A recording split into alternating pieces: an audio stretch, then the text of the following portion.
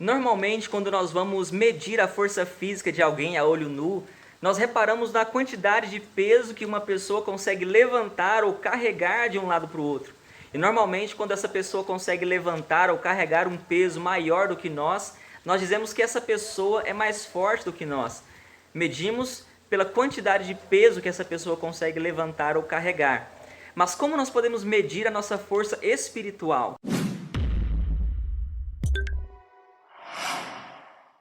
Deus tem nos deixado algumas formas para que nós possamos saber da nossa força espiritual. Não para nos gabarmos de alguma coisa e muito menos para nos comparar com outros irmãos se somos mais fortes do que eles ou não, porque isso já nos demonstraria uma completa fraqueza naquele determinado assunto. Mas o que Deus realmente deseja é que nós possamos analisar o tamanho da nossa força para que nós possamos melhorar cada dia mais e cada dia mais estar mais fortalecidos na presença do Senhor. E a primeira maneira que nós podemos medir a nossa força espiritual é analisando o que está escrito em Romanos capítulo 15, versículo 1. Quando a palavra de Deus nos diz que nós que somos fortes devemos suportar as debilidades dos que são mais fracos e não agradar-nos a nós mesmos. Aqueles que de fato acreditam ser fortes espiritualmente devem analisar se realmente estão fazendo esse papel de suportar as debilidades dos mais fracos. E o que são essas debilidades dos mais fracos?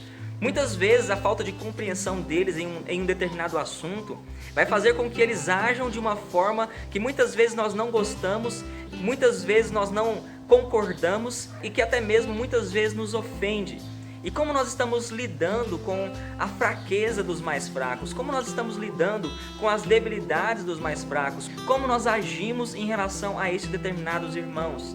Nós estamos realmente suportando as debilidades dos mais fracos? E o interessante é que essa palavra suportar, quando a Bíblia nos diz devemos suportar as debilidades dos mais fracos, essa palavra suportar é a mesma palavra grega usada ali em João capítulo 19, versículo 17, quando nos diz que o Senhor Jesus Cristo saiu para o Calvário levando ou carregando a sua própria cruz. E quando nós pensamos que essa palavra está sendo usada neste contexto, e neste contexto de carregar, de suportar, de levar, como nós estamos levando ou carregando essas debilidades dos mais fracos nessa caminhada que nós estamos rumo ao céu.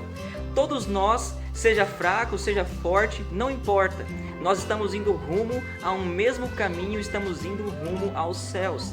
E como nós realmente estamos suportando a debilidade deles nesta caminhada onde nós estamos indo para o mesmo caminho.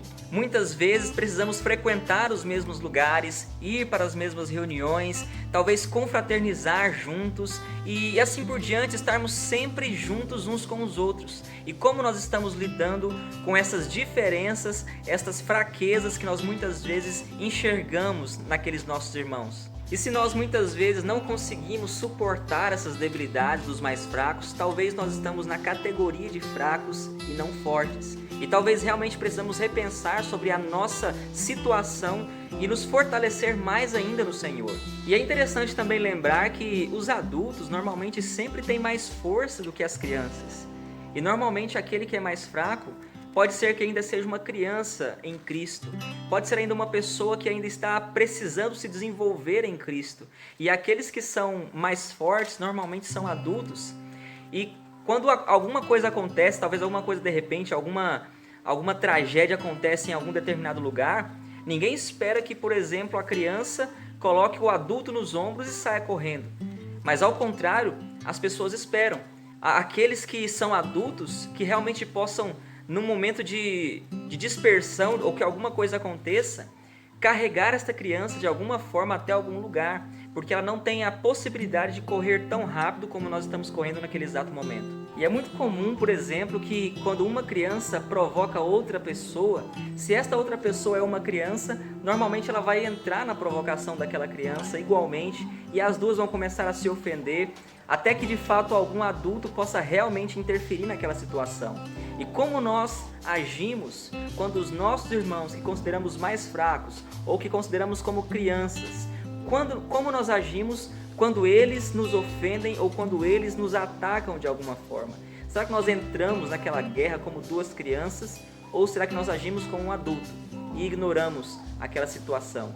Pode acontecer às vezes de algum irmão, infelizmente, disseminar alguma heresia, e muitas vezes nós desejamos batalhar contra isso para não deixar que isso prejudique o rebanho de Deus. Mas isso é bem diferente do que entrar na provocação quando uma pessoa quer provocar a outra ou simplesmente ofende a outra e essa pessoa realmente entra naquela provocação começando a ofender também aquela pessoa. São duas coisas completamente diferentes e que nós devemos ficar bem atentos para que nós não possamos deixar de defender ao Senhor, mas que nós não possamos também usar isso como desculpa para entrar em guerra e em ofensa com aquele determinado irmão. Mas por fim, se nós queremos realmente força espiritual do Senhor, nós devemos lembrar que fisicamente, quando nós queremos força, nós nos alimentamos bem e nós fazemos muitos exercícios. E da mesma forma, na vida espiritual, se nós queremos mais forças de Deus, nós precisamos nos alimentar de Deus, nos alimentar da sua palavra, mas também precisamos colocar essa palavra em prática. E isso é exercitar aquilo que nós temos realmente aprendido. Isso é o exercício que vai ajudar que nós possamos ter mais forças para servir ao Senhor. Afinal, nós devemos lembrar que a obra é extensa e a obra é pesada. E Deus precisa de servos e servas fortes para trabalhar na sua obra.